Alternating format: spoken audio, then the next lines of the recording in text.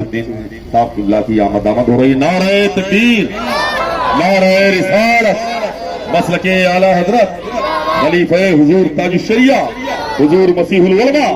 نعرہ تکبیر، نعرہ رسالت.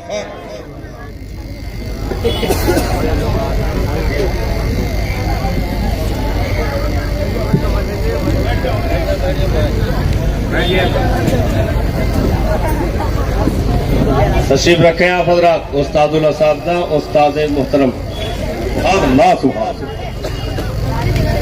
مناظر اہل سنت خلیفہ حضور تاج الشریعہ حضرت علامہ الشاہ الحاج مفتی مسیح الدین صاحب قبلہ حشمتی، صدر شعبہ افتاء جامعۃ الغوثیہ عربی خالد اترولہ، حضرت کی آمد ہے.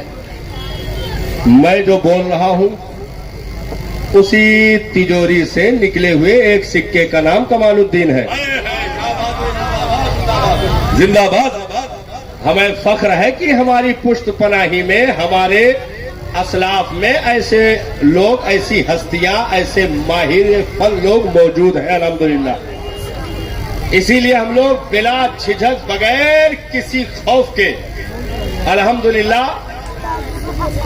زوردار انداز میں باطل کو چیلنج کرتے ہیں، کیونکہ جواب دینے کے لیے ہمارے اساتذہ ہمارے پیچھے موجود ہیں الحمدللہ. ہاں، درود شریف پڑھ لیں. اللہم صلی علی سیدنا شفیعنا حبیبنا مولانا محمد المعدن الجود والکرم علیہ واصحابہ وبارک وسلم. چیلنج ہر دور میں ہوا اور ہر دور میں پرانی تاریخوں کو دہرانے کی ناپاک سازشیں کی گئیں.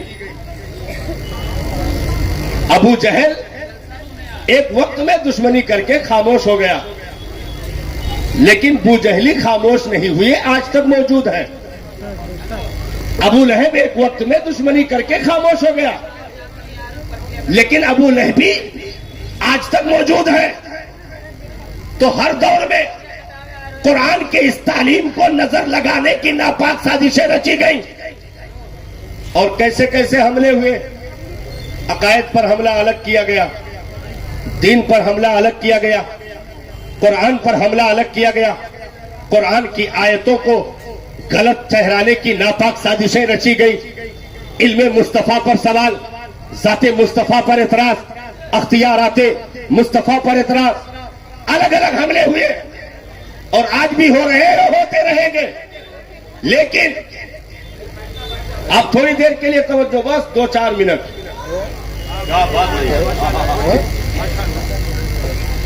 یہ چند دنوں کا معاملہ نہیں تھا، بلکہ دشمنی صبح قیامت تک کے لیے ہے. قرآن کو چیلنج اگر مکہ میں کیا گیا تو خاموشی نہ ہوئی، وہ چیلنج آج بھی باقی ہے.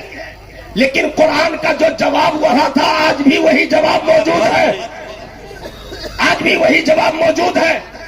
تو اس ہندوستان کی پوتر زمین پر، اس ہندوستان کی پاک سرزمین پر، کیونکہ ہندوستان کو ہندوستان ہم اس لیے نہیں کہتے کہ لمبے رقبے کا مالک یہ ملک ہے، بلکہ ہندوستان کو ہم فخر سے اس لیے کہتے ہیں، ہندوستان فخر سے اس لیے کہتے ہیں کہ یہاں پر غریب نواز کی ہستی آرام فرما ہے، اس لیے ہندوستان کو ہم ہندوستان کہتے ہیں.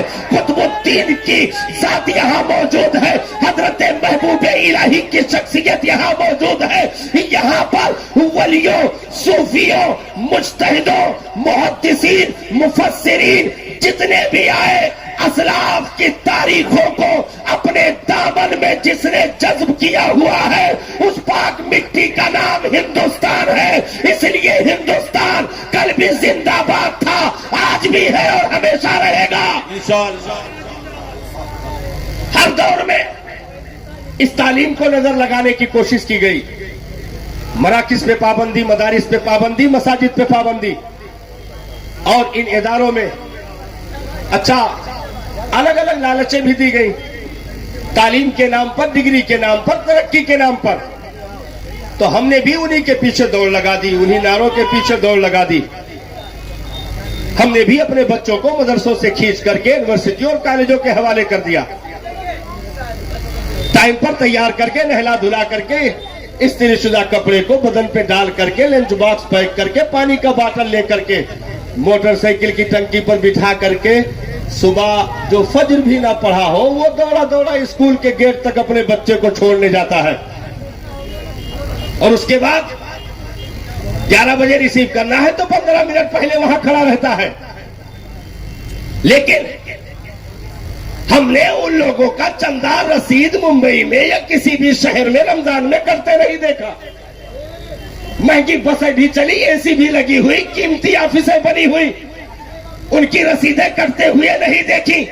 گلی گلی 21-51 کا بھیک مانگتے ہوئے ہم نے نہیں دیکھا. لیکن جب بات مدرسے کی آئی تو مدرسے میں ہم نے منہ پھیر کر کے، سب کو نہیں کہہ رہا، کچھ افراد ایسے ہیں جو ناسور بنتے ہیں، اگر سب ایسے ہو جائیں گے تو یہ جگمگاتے ہیرے کہاں سے ملیں گے؟ یہ جگمگاتے ہیرے کہاں سے ملیں گے؟ رب جس سے چاہتا ہے دین کا کام لے لیتا ہے. تو ان جگمگاتے ہیروں کی پرورش اگر آپ جیسے جیالوں نے کی ہے، آپ نے ان کی پشت پناہی کی ہے، تو آپ بالکل گھبرائے نہیں. یہ منبر رسول سے گارنٹی ہے، جتنی نیکیاں ان یاد کرنے والوں کو ملی ہے اتنی ہی نیکیاں مدد کرنے والوں کو ملے گی، سپورٹ کرنے والوں کو ملے گی. مبارکباد کے لائق ہے قاری رجب صاحب، ان کے عوام و انصار بازوں کی قوت بننے والے افراد. تو حملے ہر دور میں ہوئے. ہندوستان کی مٹی پر 1824 میں ایک نئے فتنے نے جنم لیا، جس نے کردار ابو جہلی کو نبھانے کی ناپاک سازش رچی، ابو لہب کے کردار کو اپنانے کی ناپاک سازش رچی. وہ تو صرف زبان سے کام لے رہے تھے، اس نے تحریروں سے کام لیا، قلم سے کام لیا، تصنیفات سے کام لیا. نہ جانے کتنی کتابوں کے ورق رنگ دیے گئے اور انگریزی خزانوں کے چندوں سے منہ بھر کا لیا. نبی کی شان میں، ولی کی شان میں، صحابہ کی شان میں پکی گئی، اور انگریزوں کے چندے سے اسی ہندوستان میں کتابیں شائع کروا کر کے مفت میں تقسیم کی گئی.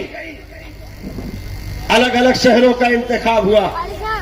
کہیں سے ابو جہل کی روح بول رہی تھی، کہیں سے ابو لہب، کہیں سے عتبہ، کہیں سے شیبہ، کہیں سے مغیرہ. فرعون یہ سر اٹھا رہی تھی، نمرود یہ سر اٹھا رہی تھی، یزیدیت آنکھیں دکھانے کے لیے تیار تھی.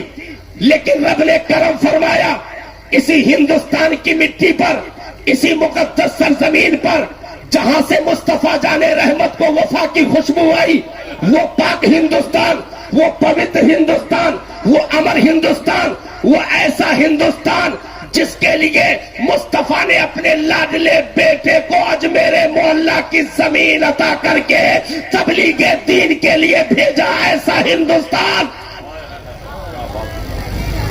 رب نے کرم فرمایا. روہیل کھنڈ بریلی کی زمین پر علامہ نقی علی خاں کے ریڑھ کی ہڈیوں میں کروٹیں بدلنے والا حضرت جو ہے اعظم خاں، معظم خاں، سعید اللہ خاں، سعادت یار خاں کی برکتیں اپنے وجود میں لے کر کے آنکھیں کھولنے والا بریلی روہیل کھنڈ کی زمین پر جس نے آنکھیں کھولی، شاہ امام احمد رضا خان محدث بریلوی نے ان تمام اٹھے ہوئے فتنوں میں اگر بو جہلی موجود تھی، بو لہبی موجود تھی، اگر عتبہ شیبہ کا کردار موجود تھا، تو ادھر تنہا وجود رضا نے ایک ایک کا جواب دینے کے لیے کہیں پر حضرت عمار کا کردار نبھایا، کہیں حضرت یاسر کا کردار نبھایا، کہیں عشق بلالی کی صدائیں گونجی، کہیں میرے کربلا کی وفاؤں کا ذکر ہوا. گرد کی اگر ایک طرف رحم و کرم کا دریا ہے احمد رضا، تو دوسری طرف اشداء علی الکفار کہ وہ جوہر ہے امام احمد رضا.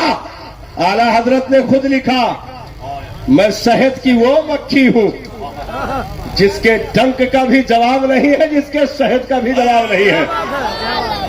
دل کے رضا ہے خنجر خونخوار برقبار، آدھا سے کہہ دو خیر منائے نہ شر کرے. وادی رضا کی گو ہمالا رضا کا ہے، جس سمت دیکھیے وہ علاقہ رضا کا ہے. اگلوں نے بہت کچھ لکھا ہے علم دین پر،